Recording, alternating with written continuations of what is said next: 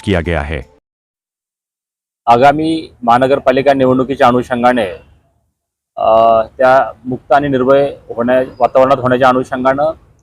आमचे पोलीस आयुक्त संदीप कर्णिक सर यांच्या सूचनेनुसार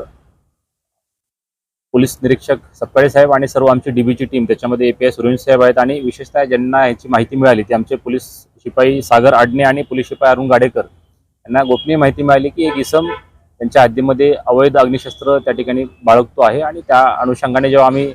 छापा मारला तर त्यावेळेस इसम नामे मनोहर कैलास डोगळे याच्या ताब्यातून एक गावठी कट्टा आणि एक राऊंड अशा पद्धतीने एकूण 31,000चा मुद्देमाल त्या ठिकाणी मिळालेला आहे। सदर इसम हा रेकॉर्डवरचा आहे, याच्यावर यापूर्वी देखील गुन्हे आहेत, त्याचा देखील आम्ही पुढील तपास करत आहोत आणि एकूणच सदरची कारवाई ही आगामी महानगरपालिका निवडणुका निर्भय निष्पक्षपणे पार पाडावे या वातावरणाच्या अनुषंगाने करण्यात आलेली आहे।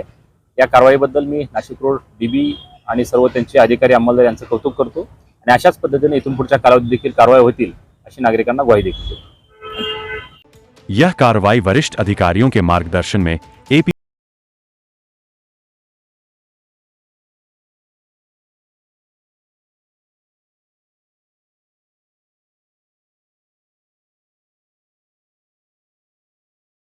अन्याय अत्याचाराचा पर्दाफाश करण्यासाठी एबीपी नाशिक टीव्ही चॅनलला सबस्क्राइब करा आणि बेल आयकॉन प्रेस करा।